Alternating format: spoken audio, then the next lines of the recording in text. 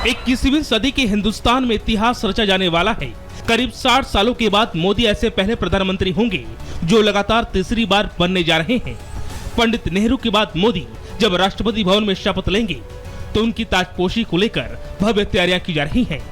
भारत के लिए ये बहुत गौरवमयी हमारे लिए एक पल है, क्योंकि ये इतिहास में लिखा जाएगा किस तरह से 75 साल में पहली बार देश के लोगों ने तीसरी बार मैंडेट के साथ प्रधानमंत्री बनना, ये अपने आप में भारत के लिए भी और हम सबके लिए भी गौरव का विषय है। राष्ट्रपति भवन से लेकर पीएम आवास तक हलचल है। वीआईपी मूवमेंट के चलते दिल्ली को छावनी में तब्दील कर दिया गया है। नई दिल्ली में धारा 144 लागू, दिल्ली नो फ्लाइंग जोन घोषित, पूरी दिल्ली में ड्रोन पर पाबंदी, पैरामिलिट्री की 5 कंपनी मुस्तैद, एनएसजी कमांडो स्नाइपर्स तैनात, 500 सीसीटीवी रखेंगे निगरानी।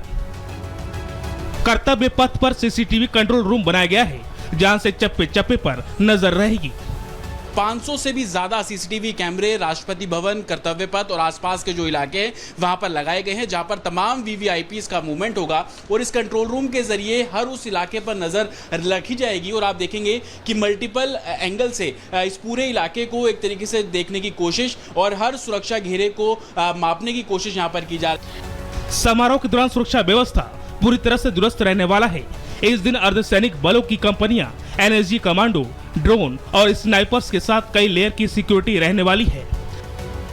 राष्ट्रपति भवन के बाहर इस वक्त मैं मौजूद हूं। इस पूरे इलाके में धारा 144 लागू कर दी गई है, यानी सुरक्षा के यहाँ पे पुख्ता इंतजाम कर दिए गए हैं। अर्धसैनिक बलों की तैनाती, यहाँ पे अर्धसैनिक बलों की तैनाती है, एनएसजी कमांडो है, पैरामिलिट्री फोर्सेस है, साथ ही साथ देखिए सिक्योरिटी की 3 लेयर को यहाँ पे पूरी तरह से यहाँ पे लगा दिया गया है। यानी सिक्योरिटी इस तरह से यहाँ पे टाइट है कि एक परिंदा भी पर नहीं मार सकता है। जानकारी के अनुसार अर्धसैनिक बलों की बाकायदा यहाँ पे 3 कंपनियों को तैनात किया गया है, साथ ही साथ यहाँ पे 3 लेयर की सिक्योरिटी लगा दी गई है। साफ है, दिल्ली को हाई अलर्ट पर रखा गया है। राष्ट्रपति भवन में अभेद्य सुरक्षा के इंतजाम किए गए हैं। जमीन से लेकर आसमान तक सुरक्षा एकदम जबरदस्त और मोदी की सेना तैयार है। मोदी हर मोर्चे पर अपने एनडीए सेना के साथ आगे बढ़ रहे हैं। Bureau report, Republic Bharat. तो इधर मोदी मंत्रिमंडल 3.0 के संभावित चेहरे कौन से मंत्री पद के होने वाले हैं, ये हम आपको चलिए जल्दी से बता देते हैं। जहां अमित शाह, राजनाथ सिंह, ज्योतिरादित्य सिंधिया, नितिन गडकरी, ये चेहरे एक बार फिर से शायद नजर आ सकते हैं। लखनऊ से सांसद राजनाथ सिंह और अमित शाह, नितिन गडकरी नागपुर से सांसद, गुना से ज्योतिरादित्य सिंधिया, पीयूष गोयल, अनुराग ठाकुर, शिवराज सिंह चौहान, मनसुख मांडविया, रत्नागिरी से नारायण राणे हैं, प्रहलाद जोशी, भूपेंद्र यादव, मनोहर लाल खट्टर, डिब्रूगढ़, बीकानेर, जोधपुर और गिरिराज सिंह। तो ये देखें, ये है बीजेपी के तमाम कैंडिडेट्स जिन्होंने जीत हासिल की थी, लेकिन ये संभावित चेहरे फिलहाल माने जा रहे हैं, जिसमें कि शिवराज सिंह चौहान का नाम भी शामिल है। और अब बात करते हैं उन 5 चेहरों की जो कि एनडीए का हिस्सा है, घटक दल का हिस्सा है। ये देखिए, ललन सिंह जेडीयू से,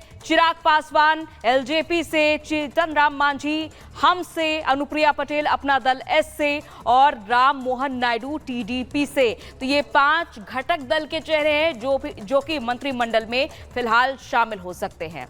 और अब बात करते हैं मोदी के संभावित मंत्रियों की। देखिए, स्मृति ईरानी, डॉक्टर एस जयशंकर, हरदीप सिंह पुरी, रामनाथ ठाकुर, जयंत चौधरी, तो ये पीएम नरेंद्र मोदी के संभावित मंत्री हो सकते हैं। तो सबसे पहले हमने आपको बताया कि 16 वो मंत्री जिनको जगह मिल सकती है इस बार, संभावित चेहरे। तो वहीं एनडीए के जो घटक दल है उनके संभावित चेहरे कौन कौन से हो सकते हैं मंत्री पद के लिए। और अब अगले थे मोदी के संभावित चेहरे, तो आज इस पर भी नजरें रहेंगी, क्योंकि इस बार गठबंधन की जो सरकार है काफी कुछ बदलाव है, व्यवस्थाएं नहीं है।